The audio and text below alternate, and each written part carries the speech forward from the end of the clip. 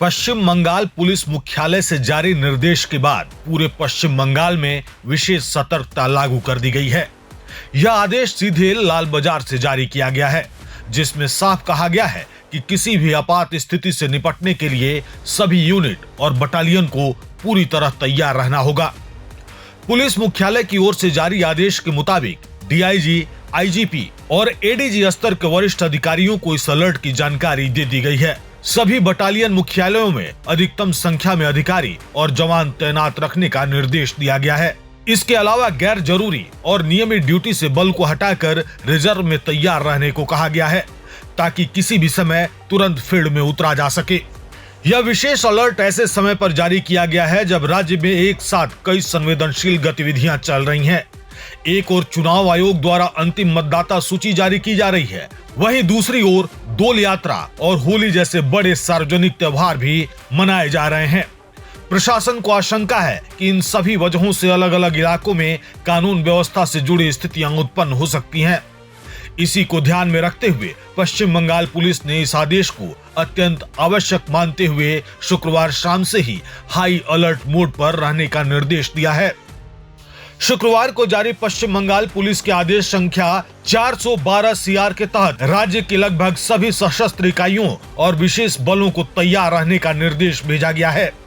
इसमें SAP, SSP, RAF, IR और special IR, STRA, EFR, Narayani battalion, Gorkha battalion, Jangal Mahal battalion और SDRF शामिल हैं। सभी यूनिट को यह स्पष्ट रूप से बताया गया है कि किसी भी आकस्मिक स्थिति में तुरंत मूवमेंट के लिए बल और संसाधन तैयार रखें। इसी बीच राज्य में केंद्रीय बलों की तैनाती भी शुरू हो चुकी है। शुक्रवार शाम से ही केंद्रीय बलों की कंपनियां पश्चिम बंगाल पहुंचने लगी हैं। फिलहाल पहले चरण में कुल 240 कंपनियां राज्य में आ रही हैं। इनमें बीरभूम में 7 कंपनियां, पुरुलिया में 5 कंपनियां, कोलकाता में 12 कंपनियां, दक्षिण दिनाजपुर में 12 कंपनियां, दक्षिण 24 परगना के सुंदरबन इलाके में 4 कंपनियां और पूर्वी मेदिनीपुर में 14 कंपनियों की तैनाती की जा रही है।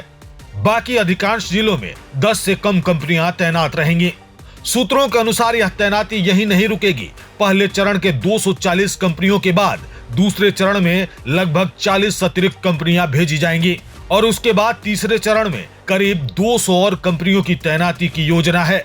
यानी आने वाले दिनों में राज्य में केंद्रीय बलों की संख्या और बढ़ाई जाएगी।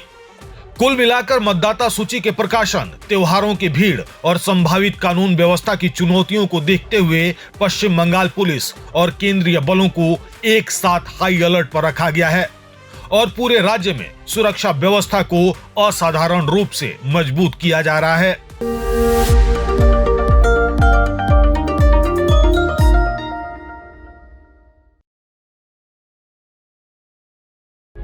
प्रभातखबर.com, विश्वास वही, रफ्तार नहीं।